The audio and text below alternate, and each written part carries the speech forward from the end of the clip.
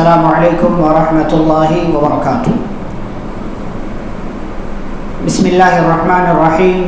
ان الحمد للہ نحمده ونستعینه ونستغفره ونعوذ باللہ من شرور انفسنا ومن سیئات اعمالنا، من يهده الله فلا مضل له ومن يضلل فلا هادي له، واشهد ان لا اله الا الله واشهد ان محمدا عبده ورسوله۔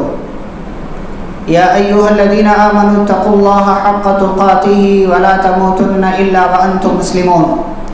یا ایھا الناس اتقوا ربکم الذی خلقکم من نفس واحدہ وخلق منها زوجها وبث منهما رجالا كثيرا ونساء واتقوا الله الذي تساءلون به والارحام ان الله كان عليكم رقيبا۔ يا ايها الذين امنوا اتقوا الله وقولوا قولا سديدا يصلح لكم اعمالكم ويغفر لكم ذنوبكم ومن يطع الله ورسوله فقد فاز فوزا عظيما۔ اما بعد فان خير الحديث كتاب الله وخير الهدي هدي محمد صلى الله عليه وسلم، وشر الامور محدثاتها وكل محدثة بدعة وكل بدعة ضلالة وكل ضلالة في النار۔ اعوذ بالله من الشيطان الرجيم، بسم الله الرحمن الرحيم۔ وتوكل على الحي الذي لا يموت وسبح بحمده وكفى به بذنوب عباده خبيرا۔ وقال جل وعلا في مقام آخر، قل لن يصيبنا إلا ما كتب الله لنا هو مولانا وعلى الله فليتوكل المؤمنون۔ رب اشرح لي صدري ويسر لي أمري واحلل عقدة من لساني يفقهوا قولي، رب زدني علما۔ اللهم صل على محمد وعلى آل محمد كما صليت على إبراهيم وعلى آل إبراهيم إنك حميد مجيد۔ اللهم بارك على محمد وعلى آل محمد كما باركت على إبراهيم وعلى آل إبراهيم إنك حميد مجيد۔ اسلامی بھائیوں، بزرگوں، نوجوانوں اور عزیز بچوں، سب سے پہلے اللہ رب العالمین کا شکر و احسان کہ جس کے فضل اور جس کے کرم اور جس کی خصوصی نوازش کی بنا پر ہم اور آپ الحمدللہ مسلمان ہیں، ہم اور آپ صاحب ایمان ہیں۔ اسی رب کا شکر، اسی رب کے لیے ہر طرح کی بڑائی اور بزرگی جس نے مجھے آپ سے ملایا اور جس نے آپ کو مجھ سے ملایا۔ اللہ کے شکر و احسان کے بعد تمام نبیوں اور رسولوں پر انگنت درود و سلام، بالخصوص میرے اور آپ کے آخری نبی، پیارے نبی محمد الرسول اللہ صلی اللہ علیہ وسلم پر اللہم صلی وسلم علی نبینا محمد صلی اللہ علیہ وسلم وبارک علیہ۔ موضوع شروع کرنے سے پہلے میں یہاں کے ذمہ داروں کا اور آپ کے شہر کا بلکہ آپ تمام کا شکر گزار ہوں، بالخصوص ہمارے ڈاکٹر عمران صاحب کی جنہوں نے رابطہ کیا اور یہاں کی جمعیت سے بات کر کے مجھ جیسے انسان کو بھی یہاں پر آنے کی دعوت دی۔ حالانکہ میں اس کا اہل نہیں کہ اتنے دور کا سفر کر کے میں آپ کے دربار میں یا آپ کے سامنے حاضری دوں۔ میں ابھی ایک چھوٹا سا طالب علم ہوں، سیکھنے کے مرحلے میں ہوں، لیکن جو کچھ بھی ہے وہ اللہ کا شکر ہے، وہ اللہ کا احسان ہے۔ دعا کریں کہ اللہ رب العالمین مجھ کم علم کو حق اور سچ بات کہنے اور ہم سبھی کو اس پر عمل کرنے کی توفیق عطا فرمائے۔ میرے بھائی اور بزرگوں، خطبہ مسنہ کے بعد دو آیتیں میں نے آپ کے سامنے پڑھی ہیں، ان دونوں کا تعلق اللہ پر توکل سے ہے، اور آج کے ہمارے اس درس کا موضوع ہے اللہ پر توکل۔ لیکن یہاں آنے کے بعد مجھے ایک چیز یہاں کے تعلق سے معلوم ہوئی، تو اب صرف ایک موضوع پر نہیں بلکہ انشاءاللہ اللہ پر توکل کے ساتھ ساتھ میں ایک دوسرے موضوع پر بھی کچھ باتیں آپ کے سامنے ذکر کروں گا جس کا تعلق منہج سلف سے ہوگا۔ تو سب سے پہلے اللہ پر توکل دیکھتے ہیں کہ اللہ پر توکل کے تعلق سے کیا باتیں قرآن و حدیث کے اندر ہیں اور ہمیں کس طریقے کا رابطہ، کس طریقے کا تعلق اپنے رب سے رکھنا چاہیے۔ توکل کس کو کہتے ہیں؟ توکل کا ایک سیدھا سادہ معنی یہ ہے کہ اپنے آپ کو حوالے کر دینا، اپنے آپ کو کسی کے حوالے کر دینا، کسی کو سونپ دینا. اور جب یہ اللہ سے جڑ جائے، توکل علی اللہ ہو جائے، تو گویا کہ بندے نے اپنے آپ کو اللہ کے حوالے کر دیا. اسی لیے اللہ پر توکل کرنے کا مطلب یہ ہوا، آپ اگر یہ کہیں کہ میں نے اللہ پر توکل کیا تو اس کا مطلب یہ ہوتا ہے کہ میں نے اپنے آپ کو اللہ کے حوالے کر دیا، اب اللہ ہی میری مدد کرنے والا ہے، اللہ ہی میرا کام بنانے والا ہے. یہ توکل کا معنی ہوگا. اللہ پر توکل ہم سبھی کو کرنا چاہیے. کیوں؟ اس لیے کہ توکل یہ عبادت ہے، اور عبادت کا کوئی بھی کام اللہ کے علاوہ کسی اور کے لیے نہیں کر سکتے. عبادت کا تنہا اور اکیلا مستحق اللہ رب العالمین کی ذات ہے. اسی لیے اللہ رب العالمین نے سورۃ الطلاق کی آیت نمبر 3 میں بیان کیا، وَمَن يَتَوَكَّلْ عَلَى اللَّهِ فَهُوَ حَسْبُهُ، جو اللہ پر توکل کر لے، اللہ پر بھروسہ کر لے، اللہ اس کے لیے کافی ہو جاتا ہے.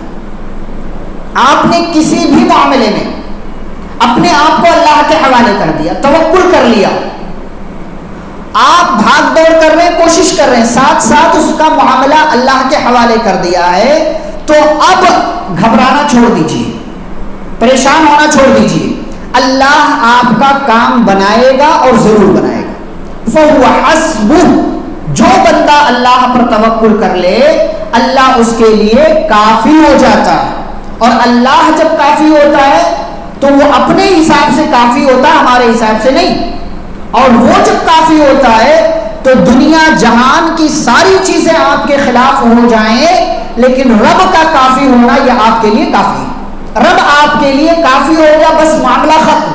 کائنات کی تمام چیزیں آپ کے خلاف ہو جائیں، فرق نہیں پڑتا اگر اللہ آپ کے ساتھ ہے، اگر اللہ آپ کے لیے کافی ہو گیا.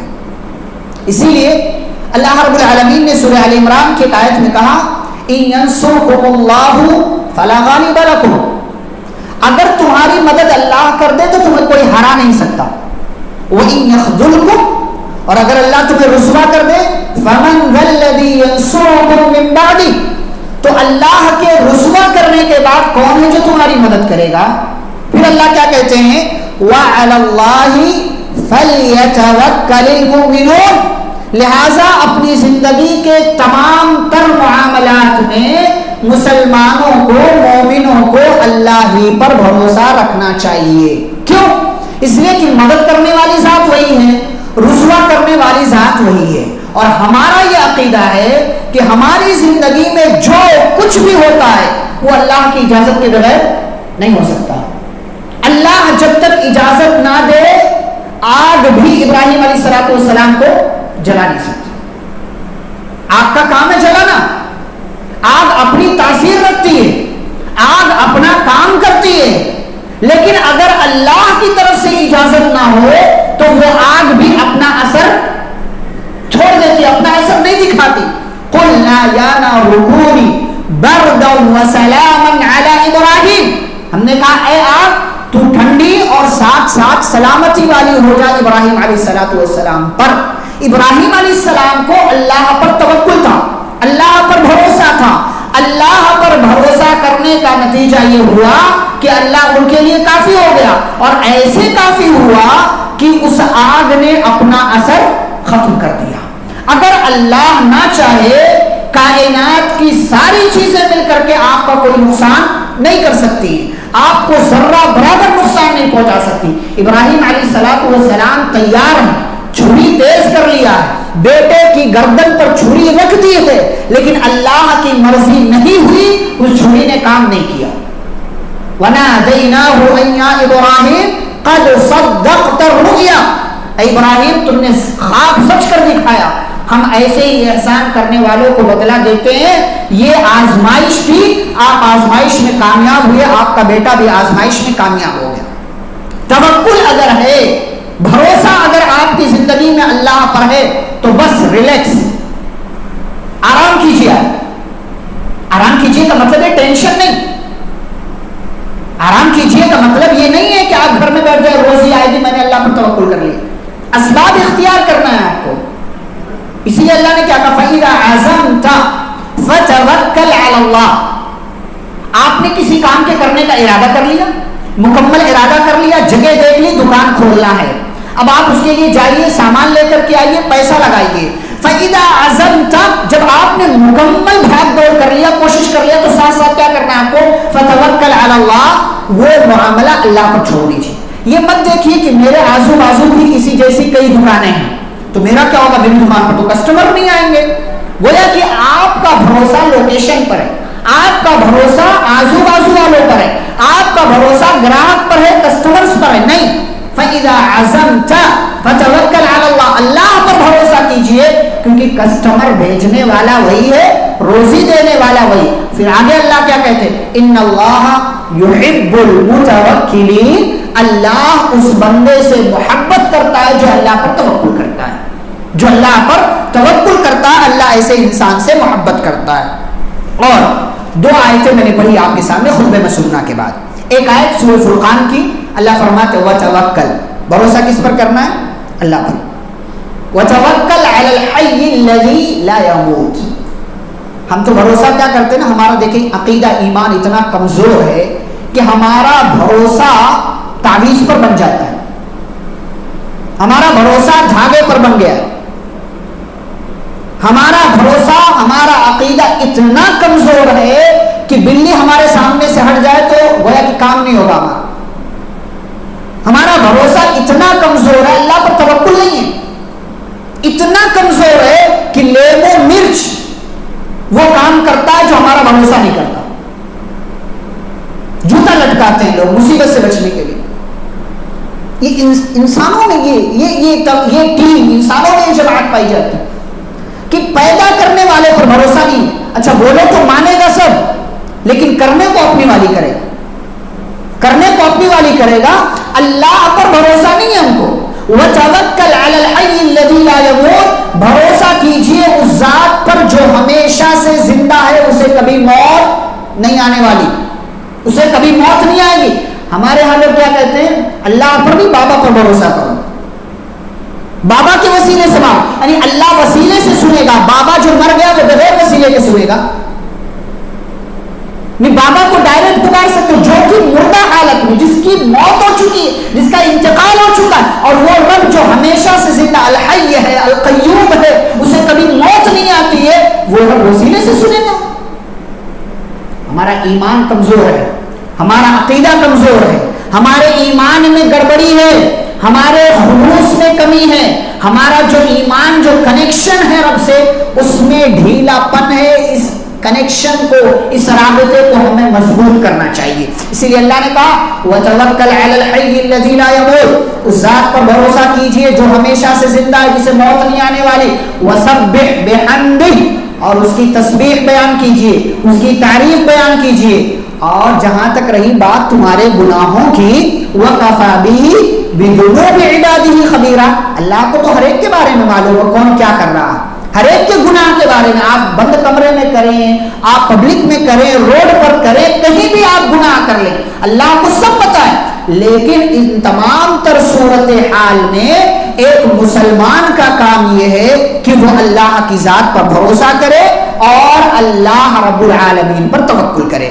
اچھا ہمارے یہاں بہت سارے لوگ نفع نقصان کا مالک دوسری چیزوں کو سمجھتے ہیں، دوسری چیزوں کو نفع نقصان کا مالک سمجھتے ہیں.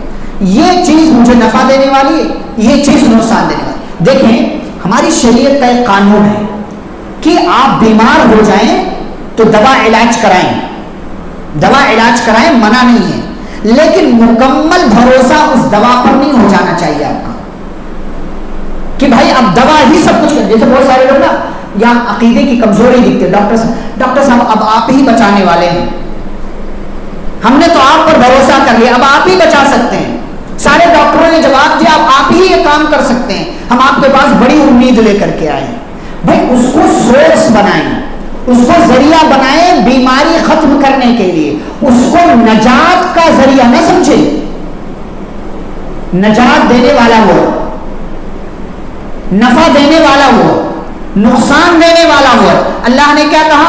قل افرأيتم ما تدعون من دون الله ان ارادني الله بضر هل هن كاشفات ضر۔ اللہ کہتے ہیں بتاؤ تمہارا کیا خیال ہے جن کو تم اللہ کے سوا پکارتے ہو، اگر اللہ مجھے نقصان پہنچانے کا ارادہ کر لے، کیا یہ سارے لوگ مل کر کے اس نقصان کو دور کر سکتے ہیں؟ کبھی نہیں دور کر سکتے۔ او ارادنی برحمت، یا میرا رب میرے ساتھ کسی رحمت کا خیر کا ارادہ کر لے، حل ہن ممسکات رحمتی، کیا یہ سارے لوگ مل کر کے اللہ کی رحمت کو دور کر سکتے ہیں؟ بالکل نہیں کر سکتے ہیں۔ یہ سارے لوگ مل کر کے یہ کام نہیں کر سکتے۔ قل حسبی اللہ، آپ کہہ دیجئے میرے لیے اللہ کافی ہے، میرے لیے اللہ کافی۔ ڈاکٹر صاحب میں آپ کے پاس اس لیے آیا ہوں تاکہ یہ جو وقتی طور سے بیماری آئی ہے یہ دوا آپ دے دیں، اس بیماری کا حل نکل سکے، لیکن اس دوا کے باوجود اس دوا کے اندر تاثیر پیدا کرنے والا رب ہے۔ اسی لیے آپ دیکھیں لوگ بڑے بڑے ڈاکٹرز کے پاس چلے جاتے ہیں، بڑے بڑے ہاسپٹلز میں چلے جاتے ہیں، لیکن اس کے باوجود وہ ٹھیک نہیں ہوتے۔ کیوں؟ رب کی مرضی نہیں ہوتی، رب کی مرضی نہیں ہوتی، اللہ کی مرضی شامل نہیں ہوتی ہے کہ یہ بندہ ٹھیک ہو، اسی لیے وہ بندہ ٹھیک نہیں ہوتا۔ اور ہمارے یہاں لوگوں نے سب کچھ دوا کو ڈاکٹر کو سمجھ لیا۔ یہاں ہمارے یہاں عقیدے کی کمزوری ہے کہ ہم نے سب کچھ ڈاکٹر کو سمجھ لیا۔ ڈاکٹر سب کچھ نہیں ہے، ڈاکٹر تھوڑا سا وہ بھی ذریعہ ہے، وہ بھی ذریعہ ہے۔ اگر اللہ اس چیز کے اندر نہ چاہے تو تاثیر پیدا نہیں ہونے والی۔ یہ چیز ہے کہ ہم اور آپ نفع نقصان کا مالک صرف اللہ کو سمجھیں۔ آگے بڑھیں۔ توکل اور بھروسہ اللہ رب العالمین پر ہمارا کیسا ہونا چاہیے، اس کی کچھ مثالیں آپ کو دیتا ہوں میں۔ توکل یہ اللہ رب العالمین کی ہدایت کا سبب ہے۔ اللہ نے کیا کہا؟ ما اصاب من مصیبت الا باذن اللہ۔ ہماری زندگی میں جو مصیبت آتی ہے نا، کس کی طرف سے؟ اللہ کی طرف سے۔ اللہ کی طرف سے ہماری زندگی میں کوئی مصیبت کوئی پریشانی آتی ہے، اب ہمارا کام کیا ہے؟ اللہ کہتے ہیں قل لن یصیبنا الا ما كتب اللہ لنا۔ ایک مومن کا، ایک ایمان والے کا مصیبت میں امتحان ہے۔ کیا امتحان ہے؟ بھائی آپ کا عقیدہ وہاں چیک کیا جا رہا ہے، ایمان چیک کیا جا رہا ہے کہ مصیبت آئی ہے تو آپ کون سا رویہ اپناتے ہیں۔ ایک مومن کیا رویہ اختیار کرتا ہے؟ ایک مومن کا کیا کہنا ہوتا ہے جب وہ بیمار ہوتا ہے یا اس کی زندگی میں مصیبت آتی ہے؟ کیا کہتا ہے ایک مومن؟ لن یصیبنا، ہمیں ہرگز کوئی مصیبت کوئی پریشانی نہیں آ سکتی مگر ما کتب اللہ لنا، اتنا ہی جتنا اللہ نے ہمارے مقدر میں لکھ دیا ہے۔ وہ مولانا، وہ اللہ ہمارا مولا ہے، ہمارا سپورٹر ہے، ہمارا حمایتی ہے، ہماری بگڑیاں بنانے والا۔ وعلی اللہ فلیتوکل المؤمنون، اور مومنوں کا کام یہ ہے کہ مومن ہر حالت میں، ہر کنڈیشن میں اپنے رب پر بھروسہ کرتے ہیں، انہیں بھروسہ کرنا چاہیے۔ یہ ایک ایمان والے کا اعلان ہوتا ہے کہ میری زندگی میں مصیبت اللہ کی اجازت کے بغیر نہیں آ سکتی۔ اور آج ہمارے یہاں کوئی مصیبت آ گئی، کوئی پریشانی آ گئی تو اس کو ہم ذمہ دار ٹھہراتے ہیں۔ بھائی ذمہ دار ہے کوئی، ذمہ دار ہے کوئی وجہ ہے کہ آپ کی زندگی میں مصیبت آئی، لیکن اگر اللہ کی مرضی اس میں شامل نہ ہوتی تو یہ مصیبت آپ کی زندگی میں نہیں آتی۔ ہمارا کام کیا ہے؟ ہمارا کام کیا؟ اللہ کے اس فیصلے پر ہم راضی رہیں۔ اور ایک بات بتاؤ، اگر آپ ایمان والے ہیں تو آپ کے لیے خوشخبری ہے۔ خوشخبری کیا ہے؟ کہ ایک ایمان والے کی زندگی میں کبھی کچھ برا نہیں ہوتا، کبھی برا نہیں ہوتا، کبھی برا نہیں ہوتا آپ کی زندگی میں اگر آپ ایمان والے۔ کیسے؟ پیارے نبی صلی اللہ علیہ وسلم بیان کرتے ہیں عجبا لامر المؤمن، ایک مومن کا معاملہ بڑا عجیب و غریب ہے۔ کیسے؟ ان اصابته سراء شکر فکان خیرا له، کہ اگر اسے کوئی خوشی ملتی ہے، کوئی نعمت ملتی ہے تو وہ اللہ کا شکر ادا کرتا ہے، اور جب اللہ کا شکر ادا کرتا ہے تو یہ اس کے لیے بہتر ہے۔ کیسے بہتر ہے؟ اللہ کیا کہتے ہیں؟ لئن شکرتم لازیدنکم، اگر شکر ادا کرو گے اور دوں گا، مزید عطا کروں گا۔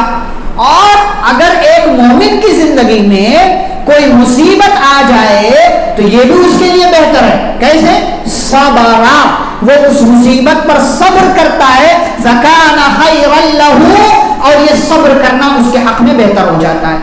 صبر کرنا کیسے بہتر ہوتا ہے کہ اللہ پھر اس کے ساتھ ہو جاتا ہے. یعنی اگر آپ کی زندگی میں مصیبت آ گئی, آپ نے اللہ کا فیصلہ سمجھ کر قبول کر لیا, اس چیز پر آپ نے رونے چیخنے چلانے کے بجائے صبر کر لیا, تو اللہ آپ کے ساتھ ہو گیا. اور اللہ جب صبر کرنے والوں کے ساتھ ہو جاتا ہے تو آپ جانتے انما یوفی الصابرون اجرهم بغیر حساب, صبر کرنے والوں کو اللہ انکاؤنٹیبل اجر و ثواب دیتا, اتنا دیتا ہے کہ پھر وہ جو صبر کرنے والا ہے وہ اس کو سنبھال نہیں پاتا. پیارے نبی صلی اللہ علیہ وسلم کی زندگی میں ایک ایسا واقعہ آیا, ام سلمہ رضی اللہ تعالیٰ عنہ پیارے نبی صلی اللہ علیہ وسلم کی بیوی ہے, لیکن نبی کی بیوی بننے سے پہلے ان کی زندگی میں ایک بڑی مصیبت آئی, اور وہ مصیبت آئی کہ ان کے شوہر ابو سلمہ کا انتقال ہو گیا. اور ابو سلمہ کوئی معمولی صحابی نہیں, سب سے پہلے ہجرت کرنے والے صحابی ہیں مکہ سے مدینہ, سب سے پہلے ایمان لانے والوں میں سے ہیں ابو سلمہ. تو ام سلمہ رضی اللہ تعالیٰ عنہ پریشان ہو گئی کہ اب میرے شوہر کا انتقال ہو گیا, اب ان سے بہتر شوہر کون مجھے ملے گا. تو نبی صلی اللہ علیہ وسلم نے کیا کہا جانتے ہیں؟ تعلیم دی, کہا یہ دعا پڑھ لو, انا للہ وانا الیہ راجعون, اللہم اجرنی فی مصیبتی واخلف لی خیرا منہا. یہ دعا سکھایا. کیا مطلب ہے؟ ہم اللہ کے لیے ہیں, اللہ کی طرف پلٹ کر جانا ہے.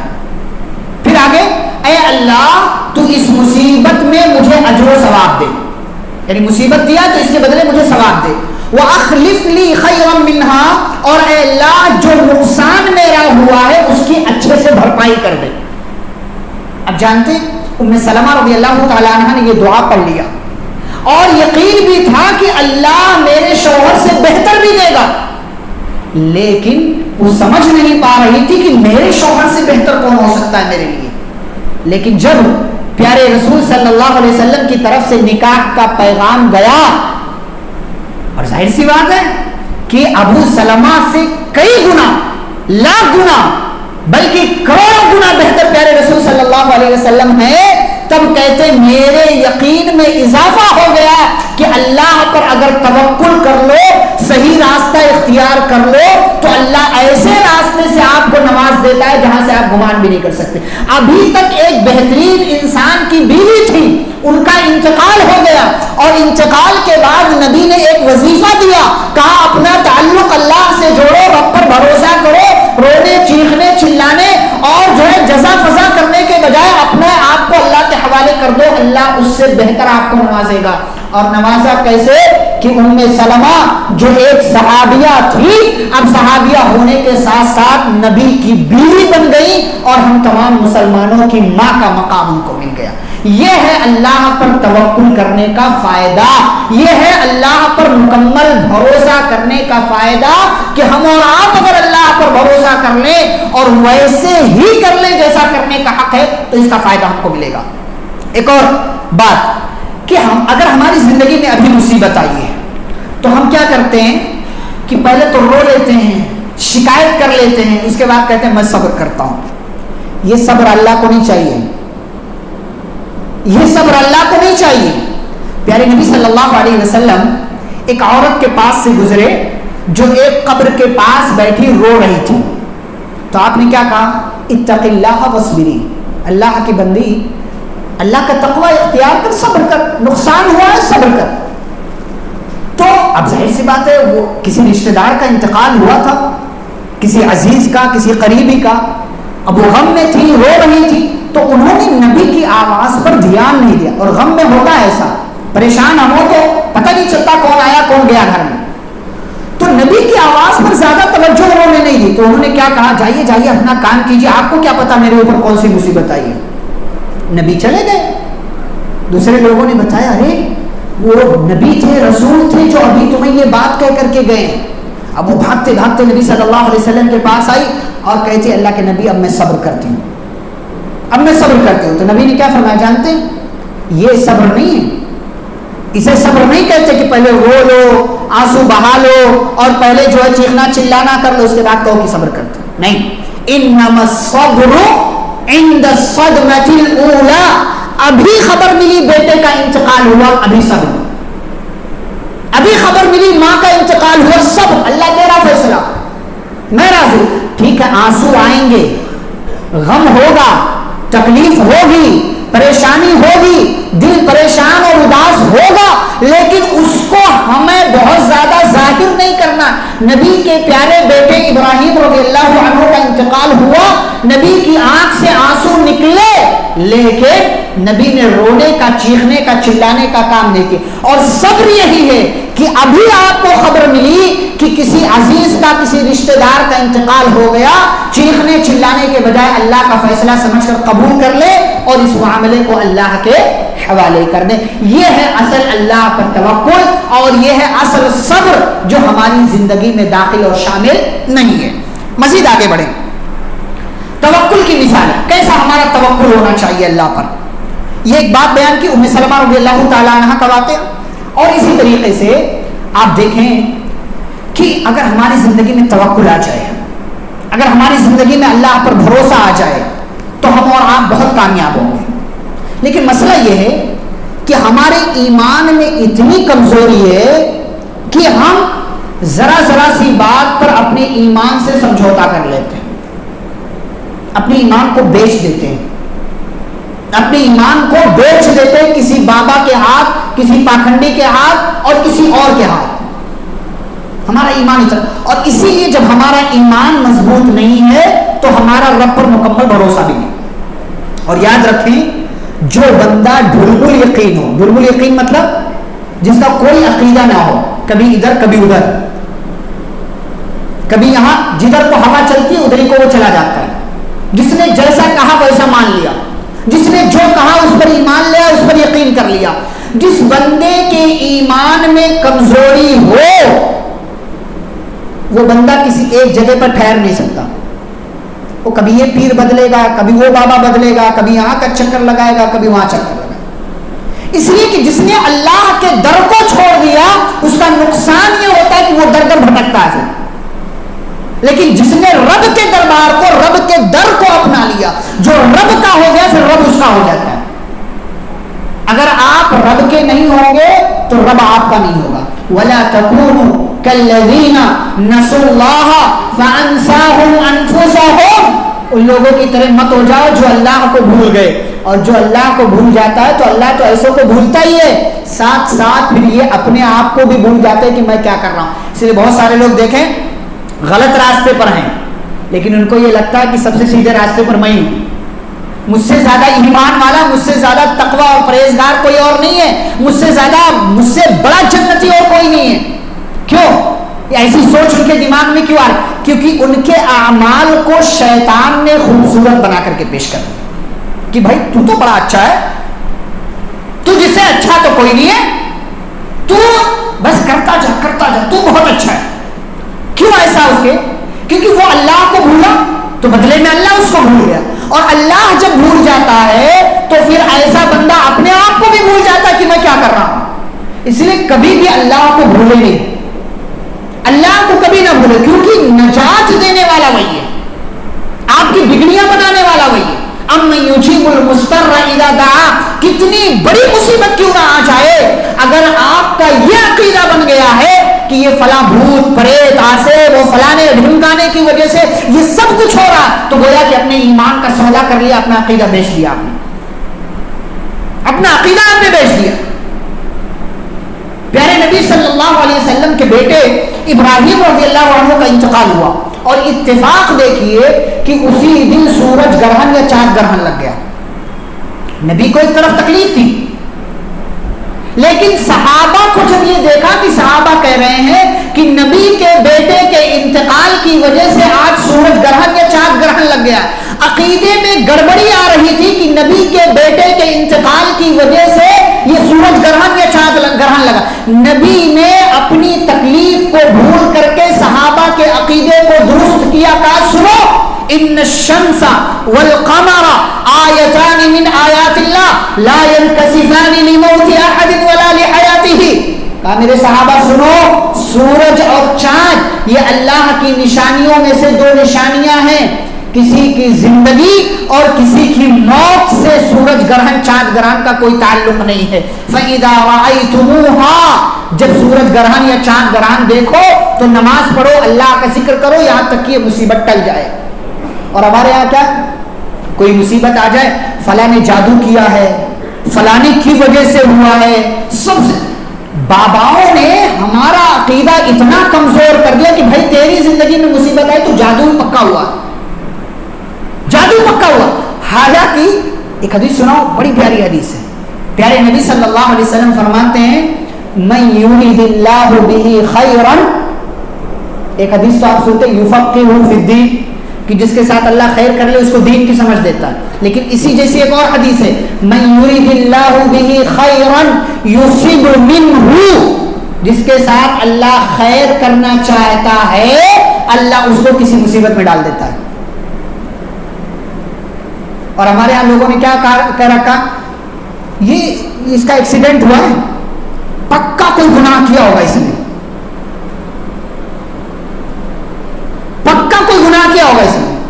ارے ہم تو اس کو بڑا اچھا سمجھتے تھے, اس کے گناہ کی وجہ سے اس کے اوپر کوئی مصیبت آئی. ارے بھائی گناہ کی وجہ سے ہی صرف مصیبت نہیں آتی, اگر گناہ کی وجہ سے مصیبت آتی تو نبیوں نے کون سا گناہ کیا تھا؟ نبیوں نے وہ تو معصوم عن الخطا تھے, گناہوں سے پاک صاف تھے, تو نبیوں نے کون سا گناہ کیا اگر گناہوں کی وجہ سے انسانی زندگی میں مصیبتیں آتی ہیں؟ اللہ مصیبت اس لیے بھی ڈالتا ہے تاکہ اس کے مقام کو اور اونچا کر دے. اشد الناس بلاء الانبیاء ثم الامثل فالامثل, سب سے زیادہ مصیبت اگر کسی کی زندگی میں آتی ہے تو نبیوں کی زندگی میں آتی ہے, اور نبی کے بعد پھر ان کے جو قریب ہوگا اس کی زندگی میں, پھر ان کے جو قریب ہوگا اس کی زندگی میں. یہاں تک کہ بعض دفعہ ایسا ہوتا ہے کہ انسان کی نیکی اس کو اس مقام تک نہیں پہنچا سکتی جس مقام تک اللہ اسے لے جانا چاہتا ہے, تو اللہ اس کی زندگی میں مصیبت ڈال دیتا ہے کہ اگر اس نے صبر کر لیا, اگر یہ امتحان میں کامیاب ہو گیا تو اس کو یہ مقام و لیول مل جائے گا. ہماری زندگی میں مصیبت کا آنا یہ برا نہیں ہے. پہلی بات تو ہم اپنے دماغ سے نکال دیں کہ میری زندگی میں مصیبت آئی ہے تو کوئی یہ وجہ کوئی وہ وجہ, فلاں کی زندگی میں مصیبت آئی ہے تو اس کے گناہ کی وجہ سے آئی ہے, یہ بات اپنی دماغ سے نکال دیں. دوسری بات کہ اس کے اندر اگر مصیبت آ گئی ہے تو یہ سمجھے کہ یہ مصیبت اللہ کی طرف سے آئی ہے, کسی دوسرے کی طرف سے نہیں ہے. کوئی اتنا پاورفل نہیں ہے کہ وہ آپ کی ذات کو نقصان پہنچا سکے. اچھا چلے اسی پر ایک حدیث دیکھ لیں. پیارے نبی صلی اللہ علیہ وسلم نے عبداللہ بن عباس رضی اللہ تعالی عنہما کو, جو ابھی ننھے منھے سے بچے تھے, ان کا عقیدہ درست کرتے ہوئے اللہ کے حوالے اپنے آپ کو کر دینے کی تعلیم دیتے ہوئے بیان کیا. وہی نصیحت آپ بھی اپنی زندگی میں یاد رکھیں اور اپنے بچوں کو بتائیں. کہا وَعْلَمْ, اے عبداللہ ابن عباس جان لو, ان الامت, پوری کائنات, لو اجتمعت, اگر جمع ہو جائے, علی ان ینفعوک, اس بات پر کہ وہ تمہیں فائدہ پہنچائے, لم ینفعوک, وہ تمہیں فائدہ نہیں پہنچا سکتے ہیں, الا ما کتب اللہ لک, مگر اتنا ہی جتنا اللہ نے آپ کے مقدر میں لکھ دیا. ولو اجتمعوا, اور اگر اس بات پر جمع ہو جائے, علی ان یضروک بشیء, کہ تمہیں ذرہ برابر نقصان پہنچا سکے, لم یضروک, تو تمہیں نقصان نہیں پہنچا سکتے, الا بشیء قد کتبہ اللہ لک, مگر اتنا ہی جتنا اللہ نے آپ کے مقدر میں لکھ دیا. یہ ایمان, یہ توکل ہمارا اگر ہو گیا کہ پوری کائنات مل جائے تب بھی ہمیں ذرہ برابر فائدہ یا نقصان نہیں پہنچا سکتی, تو آسیب, پریت, بھوت, فلانے ڈھمکانے کے پیچھے بھاگنے کے بجائے آپ ہر صورت میں اللہ رب العالمین پر اپنا بھروسہ رکھیں گے اور اپنے ایمان کو مضبوط رکھیں گے. کیسے؟ پیارے نبی صلی اللہ علیہ وسلم ابو بکر صدیق رضی اللہ تعالیٰ عنہ کے ساتھ غار ثور میں ہجرت کا جب سفر کیا, آپ نے مکہ چھوڑا تو غار ثور میں آپ گئے, 3 رات 3 دن وہاں پر آپ رہے. اس حال میں اس دوران مشرکین مکہ نے تلاش کرنا شروع کیا، یہاں تک کہ کچھ لوگ اس غار تک بھی پہنچے۔ ابو بکر رضی اللہ تعالی عنہ نے دیکھا کہ مشرکین ہمارے بالکل اوپر پہنچ گئے ہیں، کہتے ہیں میں غار میں ہوں، میں نے مشرکین کو دیکھا، میرا دل دھڑکا کہ اگر وہ لوگ اپنی نگاہ کو اپنے قدم پر رکھیں یعنی نیچے کی طرف دیکھیں تو یہ ان کی نگاہ ہمارے اوپر پڑ جائے گی۔ کہتے ہیں میں نے نبی سے کہا اے اللہ کے رسول صلی اللہ علیہ وسلم لو ان احدهم نظر تحت قدميه لابصرنا، اگر ان مشرکین میں سے کوئی اپنے قدم کی طرف دیکھ لے اس کی نگاہ ہمارے اوپر پڑ جائے گی، اب کیا ہوگا؟ نبی نے کیا کہا؟ بڑی شانتی سے، بڑی سنجیدگی سے، بڑے آرام سے جواب دیا، ما ظنک یا ابا بکر باثنین اللہ ثالثہما، ابو بکر تمہارا ان دو لوگوں کے بارے میں کیا خیال ہے جن کا تیسرا اللہ ہے، جن کا تیسرا اللہ ہے، ان دو لوگوں کے بارے میں تمہارا کیا خیال ہے؟ گھبراتے کیوں ہو؟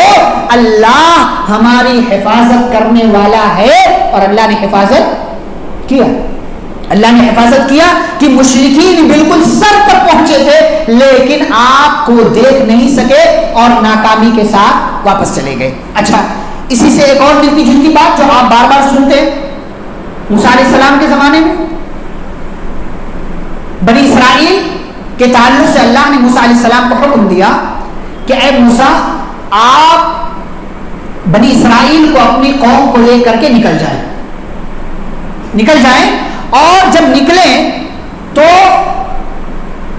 اس راستے سے، راستہ سب بتا دیے کس راستے سے نکلنا ہے، نکلے پیچھے سے، فرعون کو بھی معلوم پڑا، اس نے پیچھا کیا اپنے لشکر کے ساتھ، اور بعض مفسرین نے لکھا ہے فرعون کا لشکر تقریباً 6 لاکھ تھا، 6 لاکھ لوگ تھے فرعون کے لشکر میں۔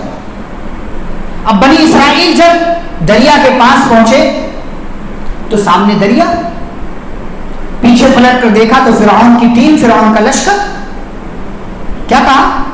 فلما تراءى الجمعان قال اصحاب موسى انا لمدركون، جب بنی اسرائیل اور فرعون کی ٹیم، جماعت، لشکر جب دونوں آمنے سامنے آ گئے، دوسرے کو دیکھا تو موسیٰ علیہ السلام کے ساتھیوں نے کہا انا لمدرکون، ہم اپنی زبان میں اگر ترجمہ کریں اب تو گئے کام سے،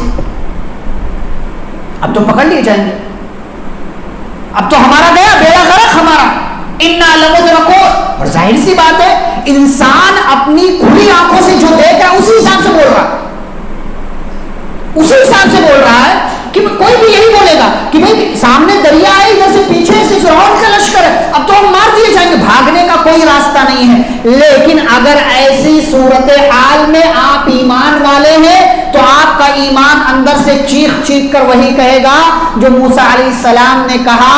کیا کہا موسیٰ علیہ السلام نے؟ قالا کلا، نیور، ہرگز نہیں، کبھی نہیں، یہ ہمیں پکڑ نہیں سکتے، ہم پکڑے نہیں جائیں گے، ان معی ربی، میرے ساتھ میرا رب ہے، اور جب رب ہے تو سیہدی، وہ مجھے راستہ دکھائے گا کہ ایسی کنڈیشن میں، ایسی عجیب ترین صورتحال میں نجات کا راستہ کون سا ہے۔ اللہ نے دکھایا کہ نہیں دکھایا؟ اللہ نے موسیٰ کو وحی کی، انی ضرب بعصاک البحر، موسیٰ اپنی لاٹھی اس دریا پر ماریے، موسیٰ علیہ السلام نے مارا، فانفلق، اور مارتے ساتھ ہی وہ پانی 2 ٹکڑوں میں، 2 حصوں میں تقسیم ہو گیا، فکان کل فرق کالطود العظیم، پوری جماعت موسیٰ علیہ السلام کے ساتھ دریا کے اس پار ہو گئی۔ فرعون بھی اسی راستے سے جا رہا تھا، اللہ نے کیا کیا؟ ڈبا دیا، ثم اغرقنا الاخرین، ڈبا دیا۔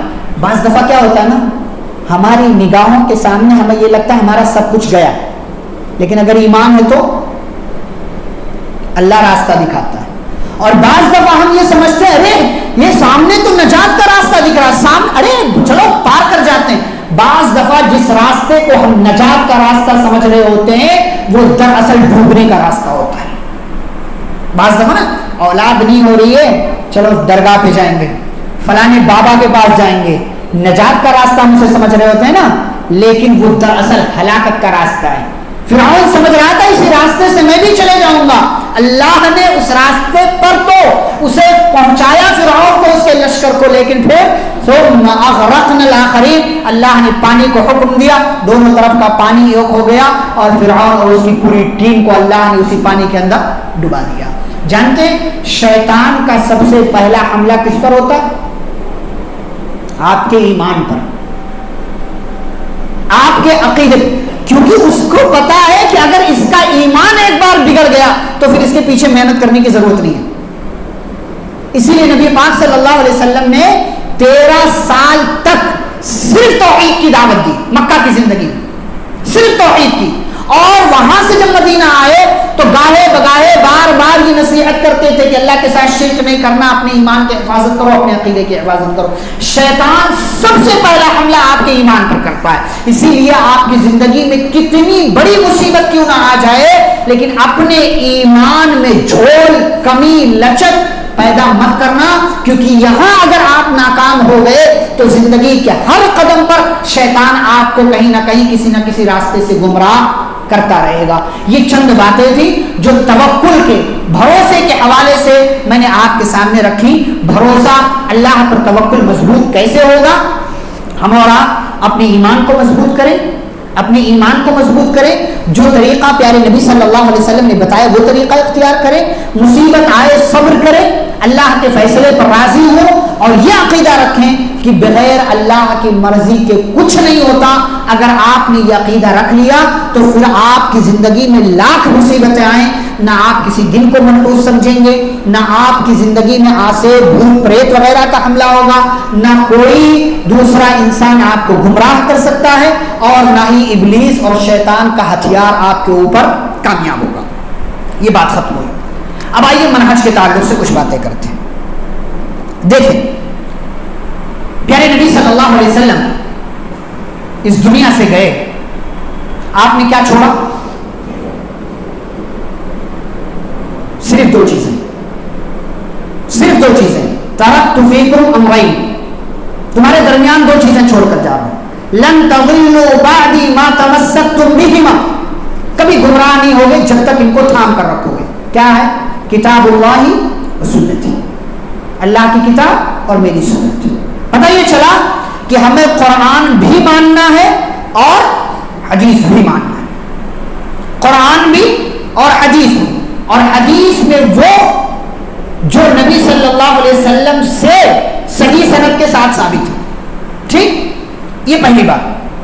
دوسری بات، ایک انسان کا کوئی بھی عمل اس وقت قبول نہیں ہوگا جب تک کہ اس کے اندر 3 شرطیں، یا بعض لوگوں نے 2 شرطیں کہا ہے، وہ 3 شرطیں یا 2 شرطیں نہ پائی جائیں۔ کون کون سی؟ نمبر 1 ایمان، نمبر 1 ایمان، کیونکہ مشرک کا کوئی بھی عمل اللہ کے ہاں قابل قبول نہیں ہے، ایمان ہونا چاہیے۔ نمبر 2 اخلاص، جو بھی کرے صرف اللہ کے لیے کرے، اور نمبر 3 طریقہ محمد رسول اللہ صلی اللہ علیہ وسلم۔ ٹھیک، آپ کی زندگی میں کیا جانے والا کوئی بھی عبادت کا کام جب تک کہ اس کے اندر یہ تینوں شرطیں نہیں پائی جائیں گی، آپ کتنی ہی محبت سے کیوں نہ کر لیں، آپ کا وہ عمل اللہ کے ہاں قبول نہیں ہوگا بلکہ ریجیکٹ کر دیا جائے۔ ٹھیک، یہ دوسری بات۔ تیسری بات، نبی پاک صلی اللہ علیہ وسلم جب دنیا سے گئے، دنیا سے جانے سے پہلے آپ نے ان لوگوں کا تذکرہ کیا جن کو قیامت کے دن نجات ملنے والی ہے، اور کیا کہا؟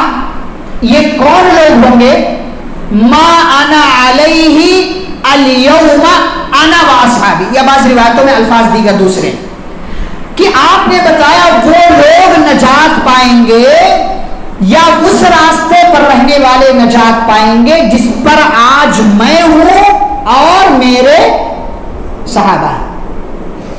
نبی نے صرف اپنا نام نہیں لیا بلکہ کیا کہا؟ جس پر میں ہوں اور جس پر میرے صحابہ ہیں، جو اس راستے پر رہے گا جس راستے پر میرے صحابہ ہیں وہی لوگ نجات پائیں گے۔ یہ تیسری بات۔ اسی سے متعلق اللہ نے ایک بات کہی، ہمیں منہج، طریقہ، راستہ کس کا اختیار کرنا ہے؟ صحابہ کا. والسابقون الاولون من المہاجرین والانصار والذین اتبعوہم باحسان. سابقین اولین، مہاجرین، انصار، اور جو لوگ بھی ان کو فالو کریں، ان کے راستے پر چلیں. کیسے؟ باحسان، احسان کے ساتھ، خیر کے ساتھ، بھلائی کے ساتھ. کیا ہوگا؟ رضی اللہ عنہم، تو اللہ مہاجرین، انصار یعنی صحابہ سے راضی، اور جو صحابہ کا منہج اختیار کرے اللہ ایسے لوگوں سے راضی، اور یہ لوگ اللہ سے راضی. اور اس کا فائدہ یہ کہ اللہ نے ایسے لوگوں کے لیے جنتیں تیار کر رکھی. یہ چوتھی بات. پانچویں بات، ہمیں منہج صحابہ کا اختیار کرنا ہے. لیکن اب 1400 سال کے بعد آنے والا کوئی انجینئر یا کوئی ڈاکٹر یا کوئی فلسفی یا کوئی جو ہے یہاں وہاں کی ڈگریاں لے کر کے بولنے والا 1400 سال کے بعد آئے اور یہ کہے کہ نہیں نہیں ہمیں ضرورت نہیں ہے، قرآن حدیث ہمارے لیے کافی ہے، یہ نجات ہے. بات مانیں گے کہ ریجیکٹ کریں گے؟ ریجیکٹ کریں گے اس کی بات کو، چاہے وہ کتنی ہی بڑی پوسٹ پر کیوں نہ ہو، کتنا ہی بڑا اسٹیٹس اس کا مقام کیوں نہ ہو. اور میں نام لے لوں، چاہے مولانا مودودی ہو یا ڈاکٹر اسرار ہو یا یہ آج کے زمانے کا ایک بڑا فتنہ مرزا انجینئر علی ہو، علی مرزا انجینئر ہو، یہ سارے ڈھل پھوڑے ہماری اپنی زبان میں بے وقوف ہیں جو صحابہ کے منہج سے ہٹ کر کوئی اور منہج مسلمانوں کے درمیان پیش کر رہے ہیں. اور یاد رکھیں اللہ نے سورۃ النساء کی آیت نمبر 115 میں کہا، غور سے سنیں، جو لوگ بھی ایسی حالت میں اپنے آپ کو پہنچا رہے، بڑی اچھی بات کرتا، بڑی پیاری بات کرتا، اس کی زبان ارے یہ غلط بول سکتا، اتنا بڑا عالم، اتنے بڑے سبسکرائبر، اتنے زیادہ لوگ اس کے یوٹیوب چینل کو سبسکرائب کر کے. آپ کا معیار اگر یہی ہے کہ اس کے ملین سبسکرائبر ہے تو معاف کیجیے گا، یہ نجات کا راستہ نہیں ہے. اللہ نے کہا وَمَا يُؤْمِنُ أَكْثَرُهُم بِاللَّهِ إِلَّا وَهُمْ مُشْرِكُونَ. اکثر لوگ اس دنیا کے اندر مشرک ہیں، ایمان والے کم ہوتے ہیں. زیادہ ہونا یہ جو ہے نجات کا، کامیابی کا راستہ نہیں ہے کہ فلانے کے اتنے سبسکرائبر، اس کی بات بڑی سچی ہے. اللہ کیا کہتے ہیں؟ آیت نمبر 115 سورۃ النساء کی، وَمَن يُشَاقِقِ الرَّسُولَ مِن بَعْدِ مَا تَبَيَّنَ لَهُ الْهُدَى، جو رسول کی مخالفت کرے ہدایت کے واضح ہو جانے کے بعد، وَيَتَّبِعْ، اور اس راستے کو فالو کرے، غیر سبیل المؤمنین، جو مومنوں کا راستہ نہیں ہے. قرآن نازل ہو رہا تھا، مومن کون لوگ تھے؟ مومن کون تھے؟ صحابہ تھے. صحابہ کے راستے کو، ان کے منہج کو چھوڑ کر جو کسی اور منہج پر جائے گا وہ سنے کان کھول کر، نُوَلِّهِ مَا تَوَلَّى، وہ جدھر جانا چاہے گا اللہ کہتے ہیں ادھر لے کر چلے جائیں گے. وَنُسْلِهِ جَهَنَّمَ، اور کل قیامت کے دن اس کو اٹھا کر جہنم میں ڈال دیں گے. وَسَاءَتْ مَصِيرًا، اور جہنم بہت برا ٹھکانہ ہے. فیصلہ آپ کو کرنا ہے کہ آپ صحابہ کا منہج چاہتے ہیں یا صحابہ کو برا بھلا کہنے والوں کا منہج چاہتے ہیں. یعنی 1400 سال بعد آنے والے یہ مطلب جن کی اپنے سماج میں کوئی وقات نہیں ہے، یہ کمزرف لوگ صحابہ کو برا کہیں گے، صحابہ کو. امیر معاویہ، یہ صحابہ کے بعد آنے والے تمام لوگ مل جائیں، یہ مرزا اور ڈاکٹر کی بات نہیں کرتا، ان جیسے کروڑوں مل جائیں، بلکہ صحابہ کے بعد آنے والے تمام لوگ، امام بخاری، امام مسلم، امام نسائی، امام ترمذی، امام ابن ماجہ اور امام ابو داؤد، امام مالک، امام شافعی، امام احمد بن حنبل، امام ابو، جتنے بڑے بڑے نام آپ کے ذہن میں آئے، یہ سارے بڑے بڑے ولی، یہ سارے مل کر کے بھی نبی کے کسی ایک صحابی کے پاؤں کے دھول کے برابر بھی نہیں پہنچ سکتے. اور آپ چلے ہیں، آج کے زمانے کا انسان چلا ہے صحابہ کو گالیاں دینے. یہ منہ اور مسول کی دال، جس کی اپنی بات اپنے گھر میں نہیں سنی جاتی، یہ صحابہ کے تعلق سے بکواس کرتا ہے، صحابہ کے تعلق سے زبان درازیاں کرتا ہے. تمام لوگ، نبی نے کیا مثال دی، احد پہاڑ کے برابر سونا بھی خرچ کر دو نا، احد پہاڑ کے برابر سونا بھی خرچ کر دو، اور کسی صحابی نے 300 گرام اناج خرچ کیا ہوگا اللہ کے راستے میں، تمہارا احد کے پہاڑ کے برابر سونا بھی وہ 300 گرام کے برابر نہیں پہنچ سکتا. صحابہ کے مقام کو ہم نے نہیں جانا. صحابہ کو برا کہنے کا مطلب یہ ہے کہ آپ نبی کی ذات پر انگلی اٹھا رہے ہیں کہ نبی نے اپنے صحابہ کی صحیح تربیت نہیں کی، اور نبی پر انگلی اٹھانے کا مطلب یہ ہے کہ آپ اللہ کی ذات پر انگلی اٹھا رہے ہیں کہ اللہ نے کیسے بندے کو رسول بنا کر کے بھیج دیا تھا جو رسول اپنے صحابہ کا تزکیہ نہیں کر سکا۔ رسول کا ایک بنیادی مقصد اس دنیا میں آنے کا کیا تھا؟ یعلمہم الکتاب والحکمت ویزکیہم، لوگوں کا تزکیہ کرنا، ان کو گناہوں سے پاک صاف کرنا ایک مقصد تھا۔ اگر صحابہ پر آپ انگلی اٹھائیں گے گویا کہ آپ نبی کی تربیت پر انگلی اٹھا رہے ہیں، اور جو نبی کی تربیت پر انگلی اٹھا لے وہ اپنا انجام خود سوچ لے کہ ایسے بندے کا کیا انجام ہونے والا ہے، ایسے بندے کا انجام کیا ہوگا، یہ اپنا فیصلہ خود کر لے۔ نبی کی تربیت، صحابہ کی تربیت نبی نے کی، صحابہ کو سکھایا نبی نے، صحابہ کو پڑھایا نبی نے، صحابہ کو راستہ دکھایا نبی نے، قدم قدم پر نبی پاک صلی اللہ علیہ وسلم نے صحابہ کو سکھایا، بتایا، تربیت کی، سب کچھ کیا۔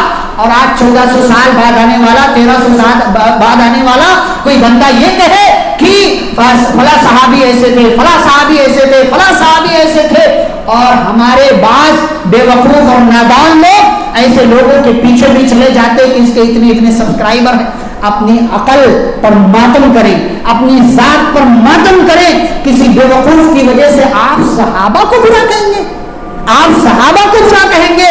اپنے ایمان کی حفاظت کریں۔ نبی نے فرمایا جو میرے صحابہ میں سے کسی ایک صحابی کو برا کہے اس پر اللہ کی فرشتوں کی دنیا بھر کے انسانوں کی لعنت نازل ہوتی۔ ایسا بندہ لعنتی ہے، ایسا بندہ لعنت کا مستحق ہے جو کہے کہ امیر معاویہ ایسے تھے، ابو ہریرہ ایسے تھے، ابو بکر ایسے تھے، عثمان ایسے تھے رضی اللہ عنہم اجمعین۔ صحابہ کے اختلافات کے پیچھے نہ پڑیں، انسان تھے، ان کے درمیان اختلاف ہوا لیکن بعد میں اس اختلاف کو انہوں نے درست کر لیا۔ صحابہ کے اختلافات کو اپنے معاشرے میں بیان نہ کریں، اپنی بات کا، اپنی بحث کا ٹاپک نہ بنائیں، صحابہ کی نیتوں پر حملہ نہ کریں۔ صحابہ جیسے بھی تھے، ہم جیسے کمزرفوں سے، ہم جیسے گنہگاروں سے لاکھ درجہ بہتر تھے۔ ہم چاہے ہوا میں چلے جائیں، آسمان میں چلے جائیں، پہاڑوں پر ہمارا ٹھکانہ بن جائے، ایک نمبر کے متقی بن جائیں، کچھ بھی ہم بن جائیں، لیکن ہم صحابی نہیں بن سکتے، ہم صحابی نہیں بن سکتے۔ صحابہ کے مقام کے لیے یہ بات کافی ہے، انہوں نے نبی کو دیکھا، انہوں نے نبی کو جانا، انہوں نے نبی کے ساتھ ملاقاتیں کی، وہ نبی کے ساتھ رہے، جنگیں کی، نبی کے ساتھ اٹھنا بیٹھنا۔ وہ آنکھیں کہاں سے لاؤ گے، وہ مجلسیں کہاں سے لاؤ گے، وہ محفلیں کہاں سے لاؤ گے، صحابہ کرام کا وہ گروپ کہاں سے لاؤ گے جنہوں نے نبی پاک صلی اللہ علیہ وسلم کا قدم قدم پر ساتھ دیا۔ صحابہ کے حوالے سے زبان درازی کریں گے اپنی آخرت کو تباہ کریں گے۔ نبی نے کہا صحابہ سے محبت کرنا یہ دین ہے، صحابہ سے محبت کرنا ایمان ہے، صحابہ سے محبت کرنا احسان ہے، اور جو صحابہ میں سے کسی سے نفرت کرے، بغض رکھے، تو ایسا بندہ گویا کہ کافروں کے راستے پر جا رہا۔ وَبُغْضُهُ كُفْرٌ وَنِفَاقٌ وَفُسُوقٌ، صحابہ سے بغض کرنا، صحابہ سے نفرت کرنا یہ کفر ہے، یہ فسق ہے، یہ گناہ ہے، اور یہ نفاق کی علامت ہے۔ اے بندہ جو کوئی بھی صحابہ کو برا بھلا کہے گویا کہ اس نے کافروں کا راستہ اختیار کر لیا، اس کے اندر نفاق آ گیا، وہ منافقوں کے راستے پر جا رہا ہے۔ اس لیے میرے بھائیوں بزرگوں بڑی محبت کے ساتھ یہ پیغام ہے، آپ کسی کو بھی سنیں، یہ آپ کی اپنی چوائس، آپ کی اپنی خواہش، لیکن معاف کیجیے گا نبی کے صحابہ پر انگلی اٹھائیں گے یہ بات یاد رکھیں کہ اتنی دور سے میں یہ بتا رہا ہوں آپ کو، یہاں سے آ کر کے یہاں کے علماء بھی آپ کو بتاتے ہیں، مختلف طریقوں سے آپ سنتے، صحابہ کو اگر آپ نے برا بھلا کہا یا صحابہ کا منہج چھوڑ دیا، کسی اور منہج کو آپ نے صحیح سمجھا، اپنی آخرت تباہ کرنے کے ذمہ دار آپ خود ہیں۔ علمی کتابی نہ بنے، منہجی بنے، منہج سلف پر آئیں، صحابہ کے منہج پر آئیں، قرآن و حدیث کو ویسے ہی سمجھیں جیسے صحابہ نے سمجھا، جیسے صحابہ نے مانا، جیسے صحابہ نے عمل کیا۔ یہ چند باتیں تھیں جو اللہ پر توکل کے حوالے سے اور منہج کے حوالے سے میں نے آپ کے سامنے رکھی۔ اللہ رب العزت سے دعا ہے اللہ ہم سبھی کو اپنی ذات پر مکمل توکل، اعتماد اور بھروسہ کرنے کی اللہ ہر صورتحال میں توفیق عطا فرما۔ مولا کریم ہمیں اپنا ایمان، اپنا عقیدہ مضبوط کرنے کی توفیق عطا فرما۔ الہ ہماری توحید کی، ہمارے ایمان کی، ہمارے عقیدے کی حفاظت فرما۔ رب العالمین ہم سبھی کو ایمان کے جو بھی ارکان ہیں، ایمان کی جتنی بھی باتیں ہیں، ان تمام باتوں کو اپنانے اور انہیں اپنی زندگی میں داخل کرنے کی توفیق عطا فرما۔ اللہ ہمیں نبی سے محبت کرنے کی، نبی کے صحابہ سے محبت کرنے کی اور ان کے منہج کو اپنانے کی توفیق عطا فرما۔ اللہ جب تک دنیا میں زندہ رکھے، اسلام اور ایمان پر زندہ رکھے، خاتمہ ہو تو خاتمہ بالخیر ہو۔ وصلی اللہ تعالی علی نبینا محمد وعلی آلہ وصحبہ اجمعین برحمتک یا ارحم الراحمین۔ ربنا تقبل منا انک انت السمیع العلیم۔ والسلام علیکم ورحمۃ اللہ وبرکاتہ۔